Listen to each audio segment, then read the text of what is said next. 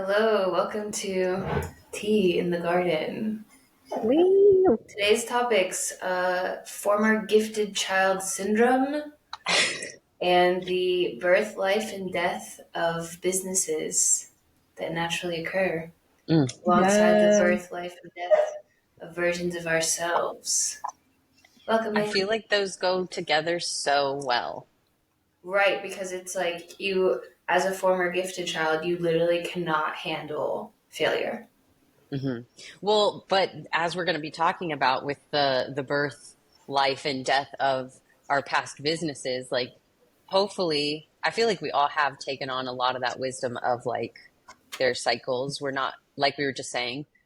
We're not always going to be ultra productive. Like that's an unrealistic goal or expectation. But being a former gifted child, one who is naturally good at everything immediately, when that shit doesn't happen the way you want it to, it can feel soul crushing, right? Also, neurospicy ADHD woman here. So I think like we have that hypersensitivity to if it's not perfect or if we're not always performing or if we're not always the best at everything, then that's the problem when really I think it's a mindset Yeah. shift that needs to occur. I would love to hear from you, P, like a little bit Mhm. of your supreme elite status as gifted child history. Exposing you immediately.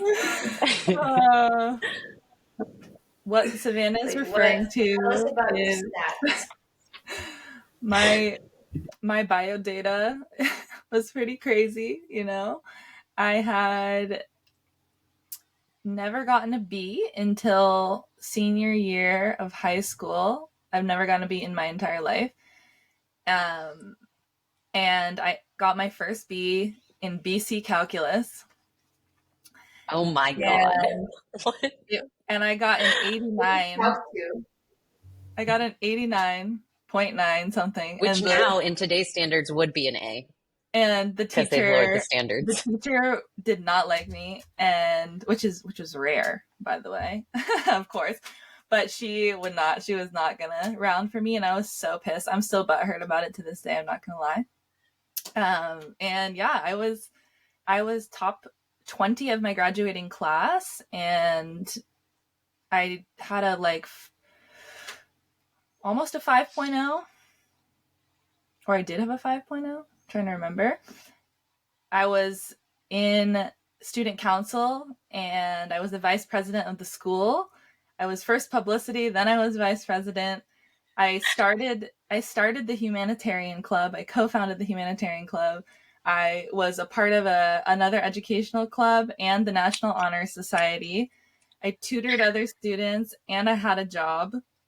I played volleyball for 2 of the years, and then I went full time into all the extracurriculars and work. But yeah, I was crazy. I was a crazy little kid and a super high achiever in every way possible. And that was like my really entire identity, honestly, was my intellect. Like that was my identity. It was what I felt I was good at.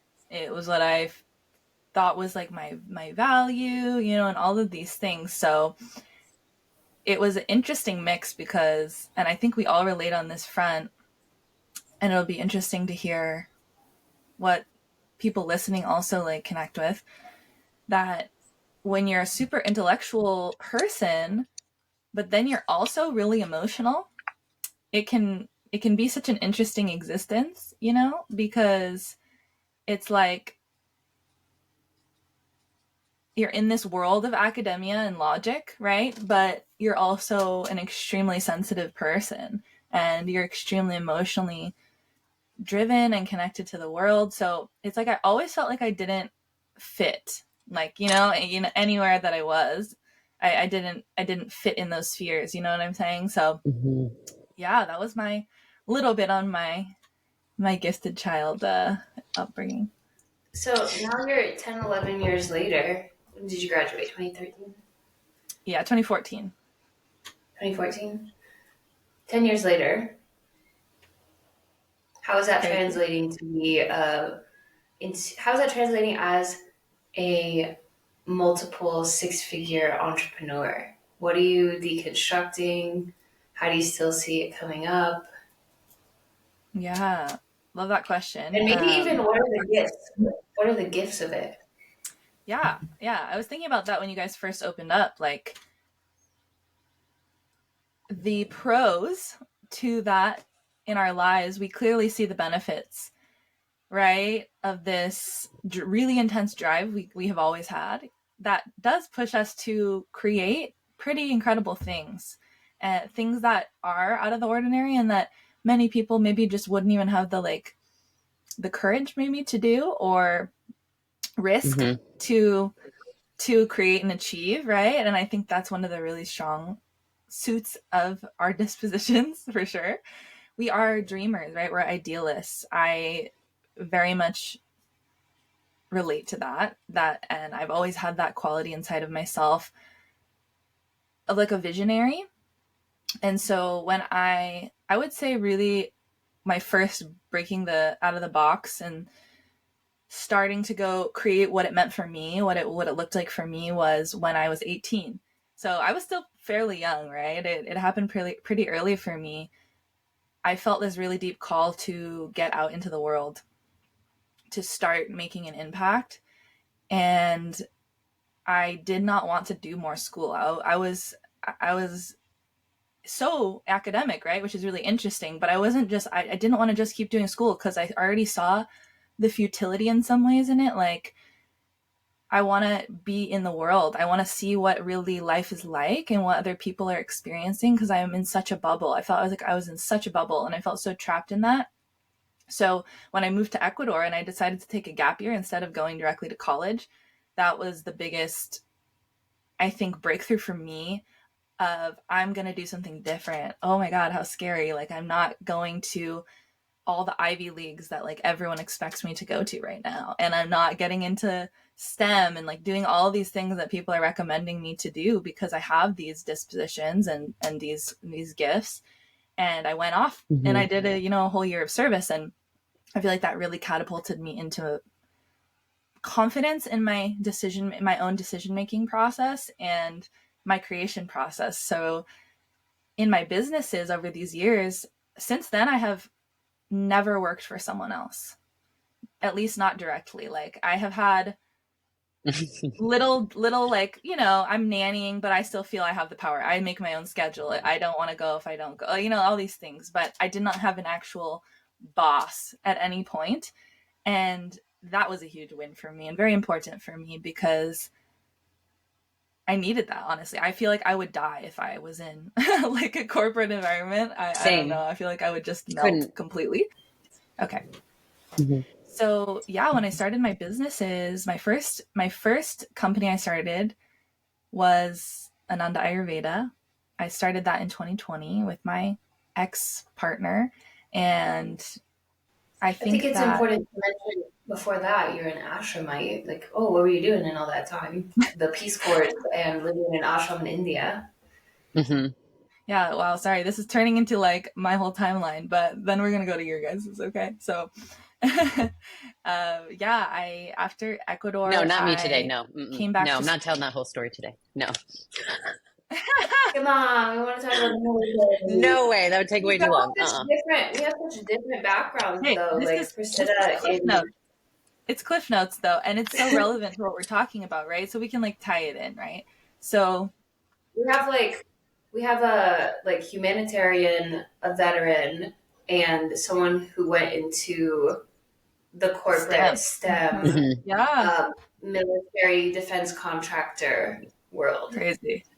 Yeah, we definitely have to touch on all those things for sure because it's so important to, yeah, like what we're doing and who we are, right? So I went to Ecuador for a year. I was a volunteer, opened my mind, my heart, my spiritual path. I came home. I went to USC in Los Angeles for getting a degree in nonprofit work. There was actually a major there for that. So I came back to study that because that was like, okay, I that's what drives me. That's what fuels me. And about a year, less than a year before I was about to graduate USC, get a degree and all these things. I picked up my entire life, got married, and moved to India at 21 years old, then moved to an ashram for 2 years. I gave up everything, and we will maybe do more coverage on that on another episode. But some years later, when I decided to come back, I was really ready for making my own thing, right? I knew I needed to do that. I knew I wanted to do that. And I, at that point, felt really called to get into health and wellness, particularly Ayurvedic medicine, which is what I do and practice. And that's when my first baby was born. And I don't know. I want to talk to you guys and hear from you guys about what it felt like for you to start your first business. Like if you can take yourself back to that. I want Lauren and I to share, but I also want to put a pin in the fact that you're in the process of laying that baby to rest currently. And that's sort of like what we're teeing up for. Yes. Well, yes, you're right. We are teeing up for that. We got inspired for multiple reasons to talk about this topic on the podcast today. It's been a huge point of conversation with our apprentices and with ourselves this past week. And funny enough, I have been going back and forth about closing my first baby, my first company, for quite a while, actually. But my brother had been working with me a lot on it, and there was a possibility that he was going to take the company over. Finally, we came to the resolution literally this week that we were going to actually close it, and it was time, and it felt complete, and it felt right, and it was just right. And we announced the closure just a few days ago on the 20th of February. And after I announced the closure, I realized that the exact day I opened the LLC, the astrological birthday of the company was February 20th, 4 years before, the same exact day. I didn't even tell you guys that. Literally on the same day. I founded the That's LLC profound. on February 20th, 2020. And it closed February 20th, 2024. Isn't that wild? Without any planning. So crazy. So, yeah, we're going to talk a lot about the birth, the sustenance, and the death of our different business endeavors, and what we have learned along the way as neurospicy, spiritual, and female entrepreneurs. So yeah, let's start talking about it. Tell me now, we've put a pin in it. I want to ask you guys again, like what it was like for you in those first years where you had to kind of take that leap, right? It's such a leap of faith in so many ways, on yourself, on life, on all of these things. Why it's such a spiritual process, I believe, to become an entrepreneur. What that was like for you in those years, and where you were at in that point of your life. I think we all, yeah. I feel like we all kind of had similar experiences. So I feel like a lot of the listeners or watchers will probably identify with this and be either in this or have overcome this. But like for me, I was forced into it. I was forced into it by my body, by my emotions, by the universe. I literally could not work for someone else anymore. I couldn't work in environments that were not in alignment for me anymore. I literally emotionally, mentally, physically could not handle it anymore. And was kicked out of the nest by the universe. And left everything that I was doing in the, as you guys know, I like to call it the muggle world, like everything I was doing in the muggle world, all the regular stuff, and went straight in all the way into ownership, entrepreneurship. And it was terrifying. And it was also such a relief. Yeah. Yeah. To where now it's not as scary because we've done these trust falls. They're not trust falls anymore. They're knowing falls because we know what's going to happen now. But in the beginning, they're very much trust falls of like, is this going to work? Does the universe got me? Can I handle this? Will I be okay? You know, and now we know like you will fail. 100% you're going to fail. That's okay. That's not the end. and you can keep going and you can get up from that and you can come back from that and you can grow from that. And so now when I do the knowing falls, it's not as scary. It can be sometimes, but it's definitely not like it was in the beginning. It's much more of Yeah. a, okay, like, let's do this. I understand the work that it's going to take. I understand the steps that it's going to take. I understand the transformation that it's going to take. And in the beginning, you have an idea, but you just can't know until you know, Hmm. until you Lola, have the experience. what So, was your first business? Your very first business? oh, that's a good question. I'm trying to think. I know you've It had a was many. very You've had close many. between, yeah, I think it was very, I mean, as a young kid, I was selling stuff. I was like making crafts and selling stuff during the holidays and stuff like that. But then I was always a hustler as like a young adult. And then into adulthood, I've always had multiple jobs. I've always worked multiple places and like done multiple things. But when I first started, let me see. Oh, it was spiritual stuff. It was spiritual stuff because I was working as a chiropractic assistant and then I started working full time as a tarot reader, but that was for someone and kind of running their business. And then from there, I eventually evolved into offering healings. Okay. So I was a healer first, but then the next kind of big thing was an apothecary. It was called Strange Brew Apothecary. It was all organic, sustainably sourced products. Is that your first LLC? Yes, Wellness Warrior was my first LLC. Okay. Do you still own Yeah, that so I LLC? taught yoga and yeah, I still own it, but it's not active anymore. But yeah, Yeah. Wellness Warrior one. Wellness Warrior one, because I was teaching yoga and I was offering the shamanic healings and that kind of stuff right after I graduated. And then opened up Strange Brew Apothecary and was doing that for a while, and then opened up the store Co-Create, which is a multi-use space for women creators primarily in the community. And we'd host workshops and that kind of stuff, and then went full left both of those at the same time on the same day, Christmas. Mhm. And that was when Spirit really was like, no, you're not doing anything that's not exactly what it is you're meant to be doing. And that's when I jumped full into coaching, teaching. Mm. And that's where we really, our And relationships birthday. really deepened. Yes. Hmm. So true. I'm similar to how Priscilla's entire like gifted child to ashramite to entrepreneur. Hmm. How did your young parent military experience help and also hold you back? Like, what were those gifts and those wounds that you brought into entrepreneurialism and maybe have, amplified or hacked away at? Hmm. So when I graduated, I was 18 year old and 6 months pregnant. So I graduated and 2 days later got married and left my family's home into a husband and a baby. And you know, it was what you would think it would be. It wasn't aligned. It wasn't healthy at all. And so from there, I kind of ran from my childhood and my trauma that came with that and the decisions that I made based off of those trauma responses as a young adult, et cetera, and joined the army.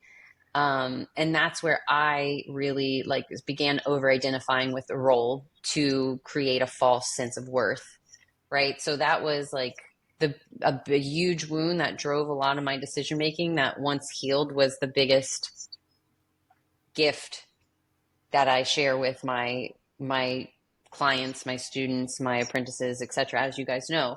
So yeah, joining the military as a young mom, I had two kids. I joined at 22, and I had a 3 year old and a 6 month old, and got in and got into that over hyper masculine, hyper aggressive um, reality, right? Where, man, like there's a lot of good in it, and then there's a lot of not good. So all of that wounding and all that experience gave me the trauma, which then I transmuted into my power and my gifts and the things that I'm able to share and hold space for people and teach people how to move through. And it also gave me wonderful experiences around discipline. And it helped me learn how to structure things for myself in order for them to work that I still use today in the way Mhm. that I, you know, do life right? It gives me structure where I had no structure before. But that was where I had my awakening, was, going through my PTSD and, getting med boarded out of the military. That was when my awakening happened. And that's when I really realized, like, I can't do this anymore. It was like the mini awakening to the other awakenings that happened when I was like doing my businesses, but they weren't aligned. But I was like, but I'm like kind of doing it. Like, why is this not enough? So, in that very beginning stages of getting out of the military and having that identity crisis of, oh shit, I'm not a soldier anymore. Well, what do I have to offer then? What is my worth? That forced me to then learn how to love myself. That forced me to learn how to heal, because if I wasn't, I was going down a path that I wouldn't be here. I wouldn't be Saturn here. return. This is your Saturn return.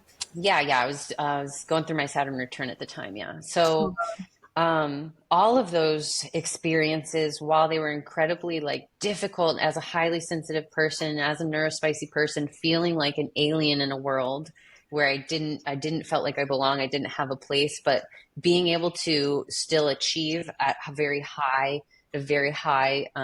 standard, and being praised for that, like that was my way of like fitting in, making it, receiving love, feeling worth. And so all of those things, once all of those things were removed by the universe, um, those were the things that I had to heal in order to be able to be here. And so by doing that, by healing those things, being forced to heal those things, it put me on my path of being a healer, being a mentor, being a guide to people, like us, who are not, they're in the world, but they're not of it. Like, yes, we're in it, but we're not here to take part in it the way it is. We're meant to see it for what it can be. We truly are idealists. I do see things at its highest potential. I do expect things at its highest potential. And so when I see there where it's not, that's where I know where to do the work. So, I mean, that's what I feel has really benefited me, is those experiences that other people would call traumatic or terrible. Like, I'm grateful for now, because I've been through some tough stuff, and I am a bad bitch. I'm a strong bitch. And if I could handle that now that I'm fully healed and I love myself, like, it doesn't matter. Like, I've been through everything. I've had relationships fail. I've had businesses fail. I've had partnerships with friends fall out. I've had, people vilify me for just doing what's right for me. And now, like, now it's all water under the bridge, and now I'm able to look at other people in the face and tell them, it's going to be okay. You are going to make it through this. Just jump, or just sit with it, or just whatever, whatever it is. There's no one answer for anything, but after you move through that stuff, you have the wisdom and the confidence, and that helps me make the decisions that I make now moving forward in my businesses and in my personal life, and in the way that I teach and move in my path. And also it gives me the I don't even know what the right word is, the true experience to look somebody in the eye and be like, I understand. Yeah. Which is really what anybody really needs. Like, I'm not magic, right? I just know how to hold space and lead people how to take the steps that they need to do what it is that they do. And that's my purpose and my path. So, yeah. I What really about you, think Sab? that I appreciate your. Go ahead, Pete. oh, sorry, I was just gonna say, I everything you're sharing really reminds me of just how much what we go through, right? What we have been through. Definitely, I know individually, us three, and what so many people are going through in their lives on this journey of their awakening and their entrepreneurship, or one or the other, both. That it's through the experience, through the lived experience, that we get put in perspective. Like, this is small stuff. Like, I can do this. This is small. I've been through so much worse. I've been through so much harder. I've been through so much heavier. I think about that a lot, and I think it gives us so much resilience as entrepreneurs, because we have been through some really, really real life real life, dark, hard things that completely unrelated to business, related to us as children and as individuals and things that we've been through, like building that muscle so much for us that, yeah, it's like, I'm gonna keep swimming. Nothing, I know things won't take me down. Like even when it's tough and I can't see where I'm going really, like I will keep going. We're survivors, you know? And I think the mistakes, people want to not fail, but failure is the number one most information rich experience that you can have. Mm-hmm. Like people try to avoid failure, but when you know what you've done that didn't work, like that gives you so much information on what did work, what you can change, what to totally throw out and never do again, what to try next time. Like the reason our brain and our body is wired to like remember those moments where we like really mess up is to use that information, not to Yeah. hide from it. So Right. the failure, there's so much win, there's so much value in failing that Former gifted child myself as well, there was never any room for failure, and like success and failure was like safe or not safe in the nervous system. And I think that generally our schooling system and how we raise kids in the West is set up in such a way, right? You're not allowed to fail when you're supposed to fail a lot until you're like 30, Yeah. right? Like you're yeah, getting experience. education. Yeah. Hmm. I really appreciate you saying, "Oh, it's not magic. It's just been through a lot, so I have that compassion," and that's true. But also, there's some magic in there. There's I some, mean, yes, there's the energy of it, right? There's spirit in there. There's a bit of non-ordinary energy, right? But it's not like I don't want people to put us on a pedestal. Mhm. Um, like I'm not your guru, I'm not your savior. I am your space holder. I'm your way shower. I'm a leader. I'm not your Mm-hmm. Fairy like godmother. Yeah. yeah, Or like dictator, whatever. mhm. Savior, like you Mm. said, savior is a big one. People often I know that means want you to be that. Actually, naturally, it happens a lot, a lot, a lot. And you have to go out of your way to combat that, I think. If you don't, it can just happen. It can just get created, so unconsciously. What's funny too is that can happen, and also the opposite can happen where people um, take it a little too far and are like, "Oh, we're homies," and it's like, I mean, kind of, but also like there's a little bit of experience there, so I feel like respect is also Yeah. important, right? We talk about a lot of times, like I say it less eloquently than maybe you guys will rephrase it, but like you want the milk, but you think you're too good for the cow. You know what I mean? Like Mm-hmm. where it's like, okay, I'm not your savior, but at the same time, don't try and play with me Yeah. because I've been there, I've Right. seen it.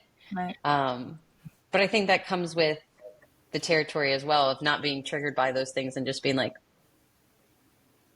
you want to think about that again before you say it? Those type of things. somebody prompt me. It's my turn. I know. I was about to. I Tell was us ready. about you had us tell about like our transition. So let's hear about yours when you were still in the Muggle world and in that empire and how you broke out. Yeah.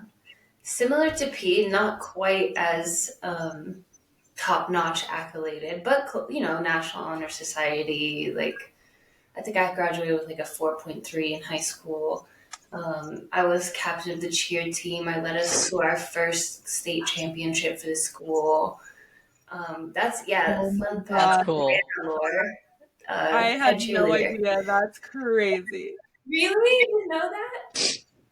No, I was No. head cheerleader my senior year, which is I so can't funny because even. it was my first taste of leadership, and the coach became like my first mentor.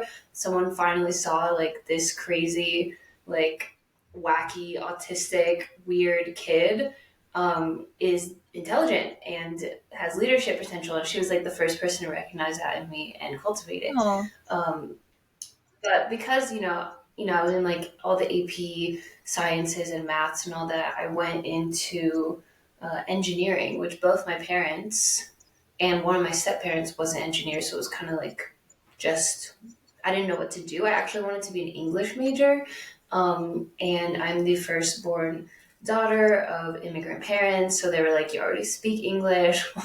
Why would you go to school for English?"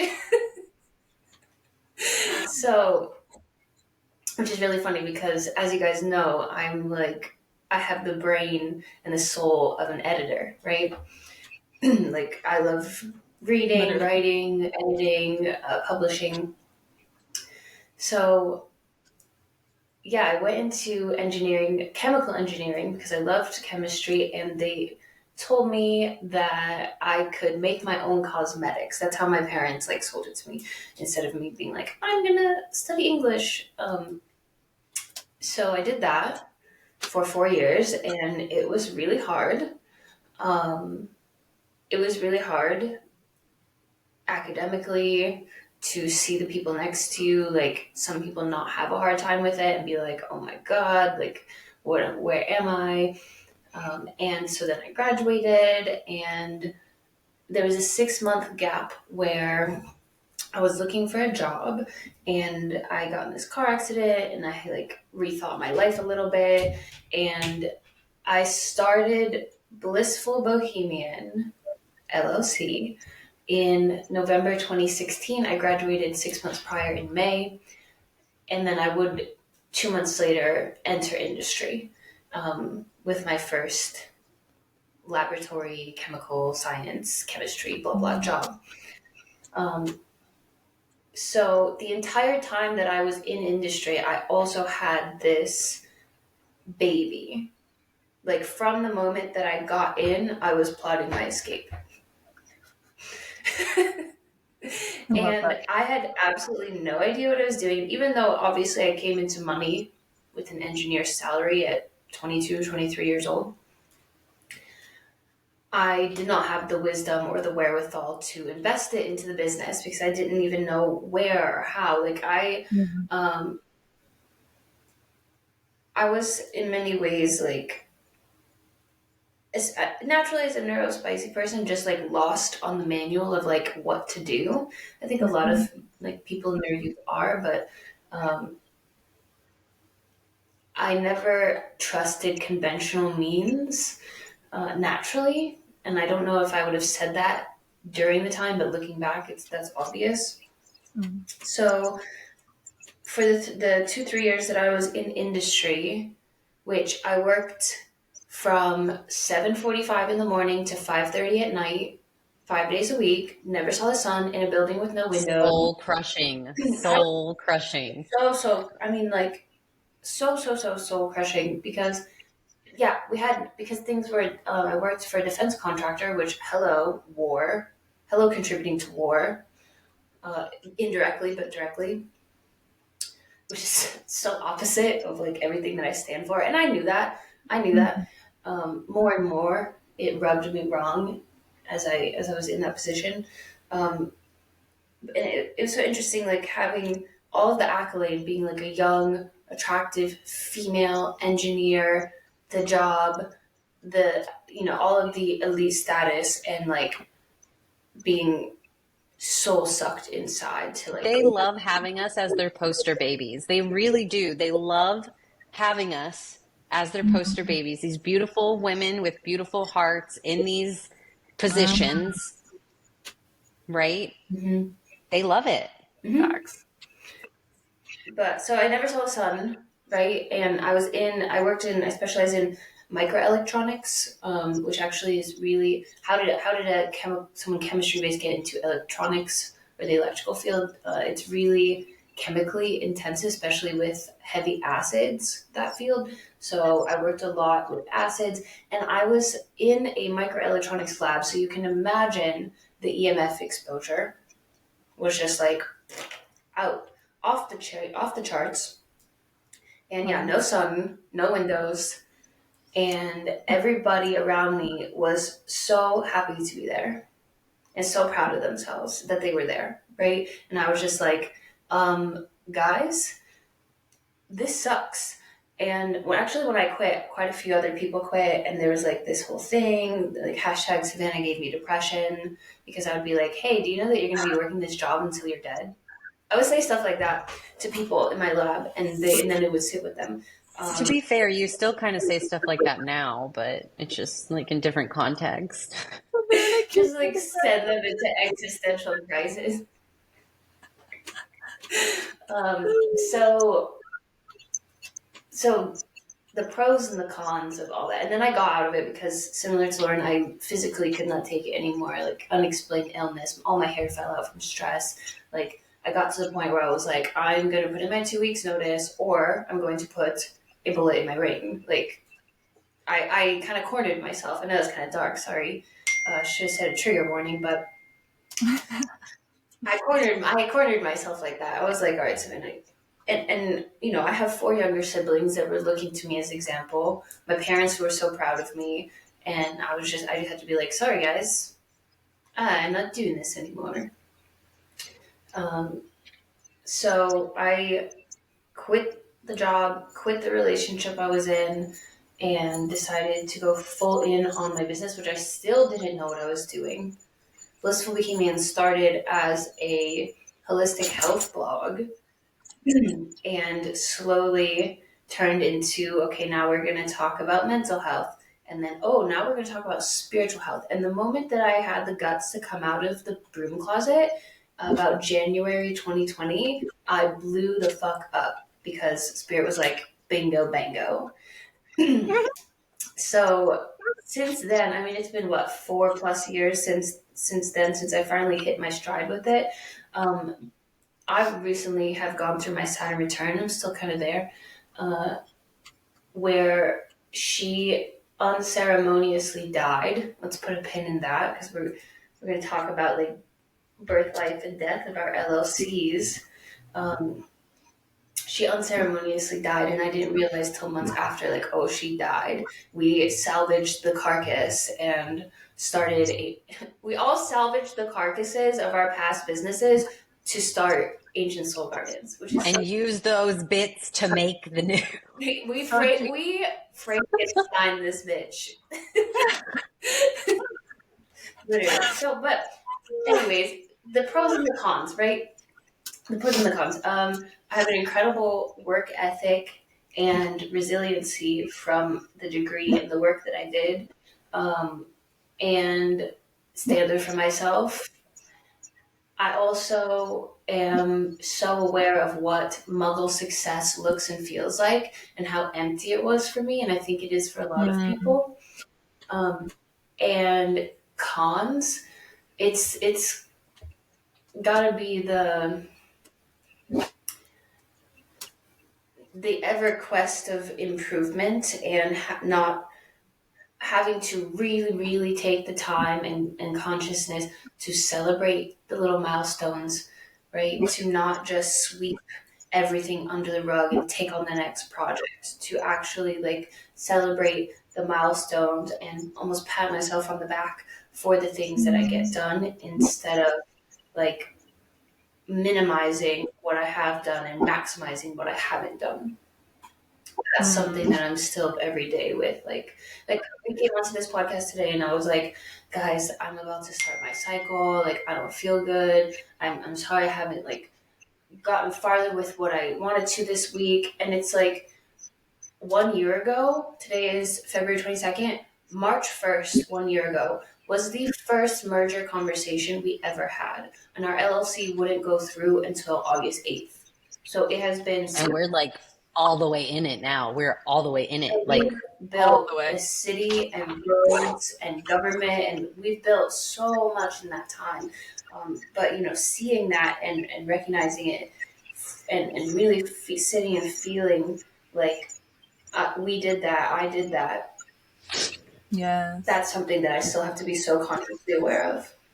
Well, I think now too, it's really amazing because before we were all operating independently, like one woman shows.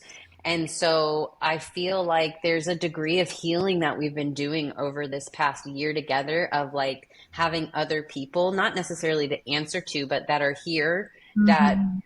are holding us accountable, but like we're never holding each other accountable, like in the way that we think we are being held accountable. You know what I mean? Like, I feel like the way that we tend to hold ourselves accountable is like, oh, why didn't I get anything done? Da, da, da, da. And then when we bring it to each other, we're like, yeah, I get it.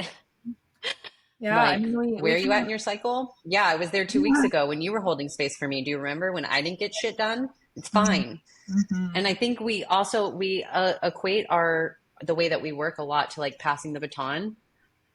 You know, like I'm usually, well, it takes when I'm the front runner, I'm the front runner, right? And I'm like, "Choom," like let's go, guys, and like get a lot of things started.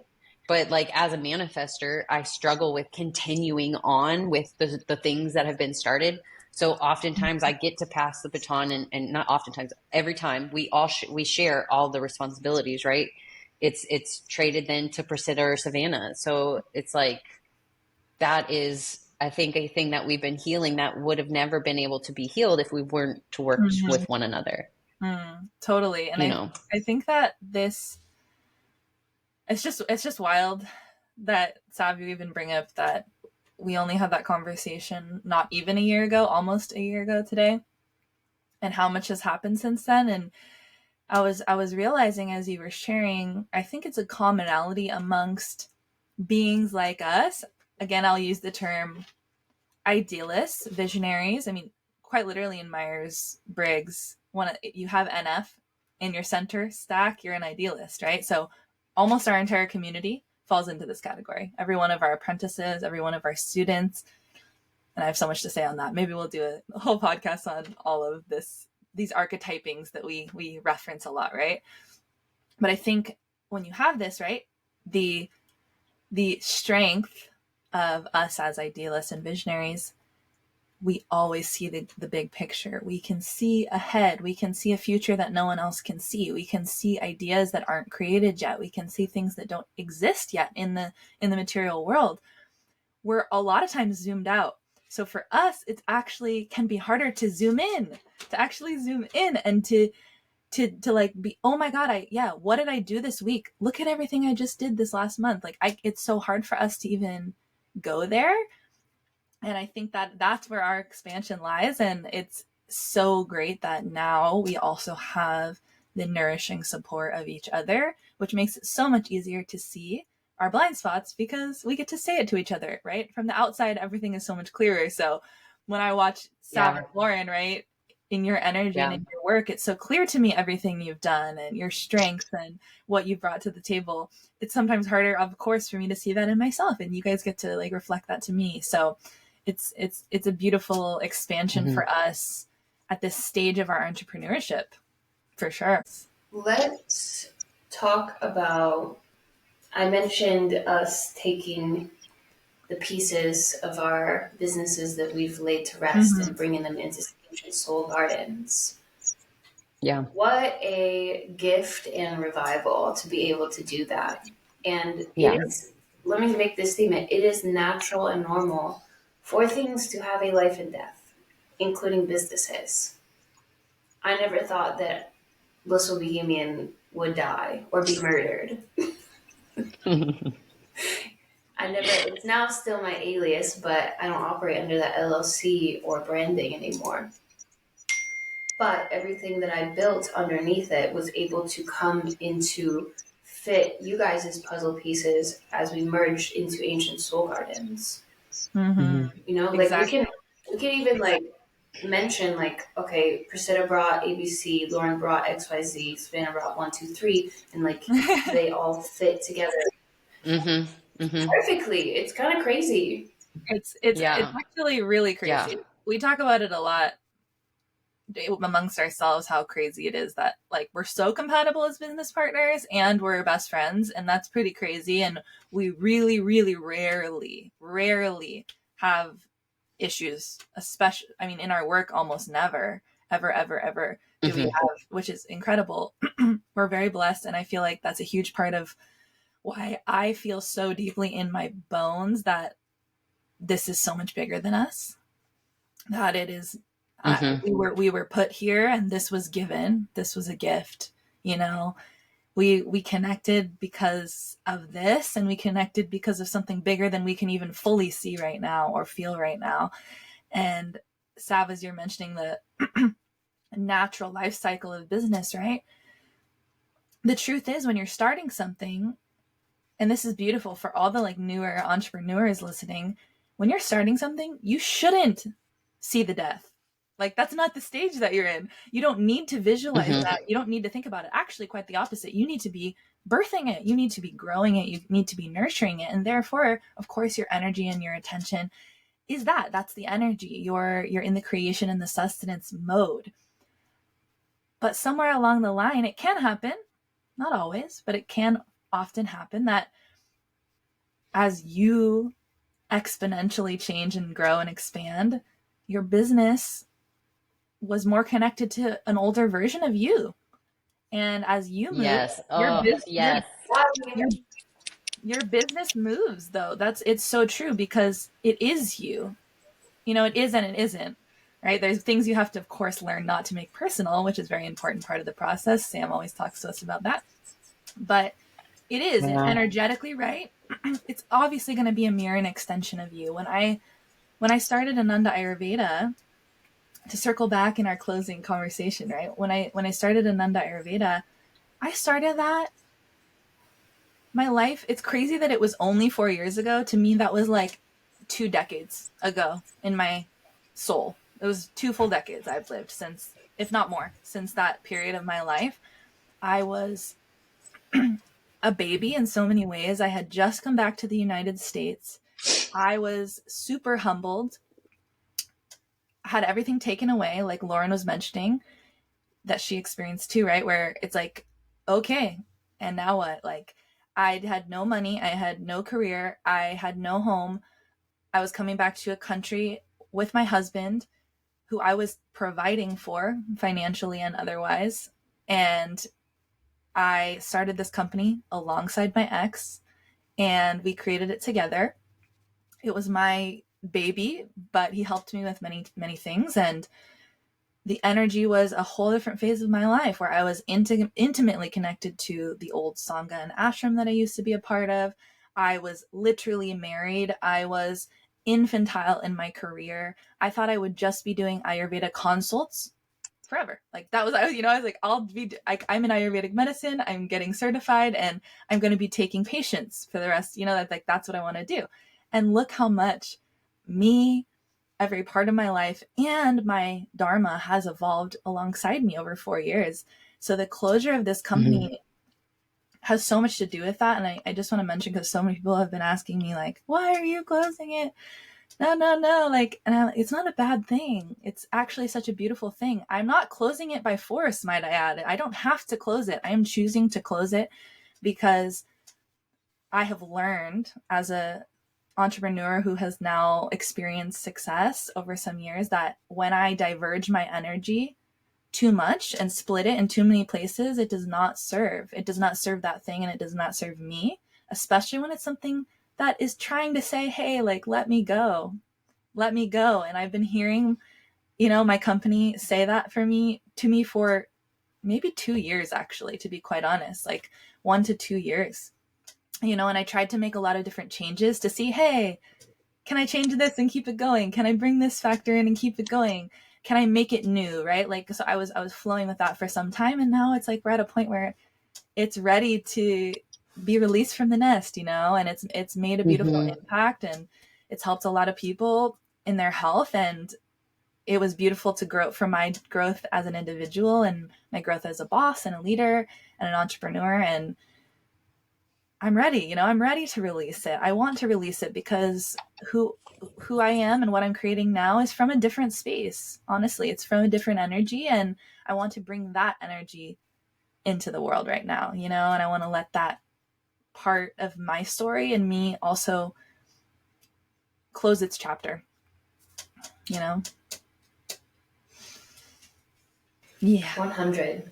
We have the Yeah. apprentices right now doing the final rebrandings of anything that we've brought in that was branded for like our previous businesses, switching all those little details, those little logos Mhm. and such to Ancient Soul Gardens. And it feels good. I'm so happy and like in many ways very grateful for the death of the things that needed to die for the new things to be born.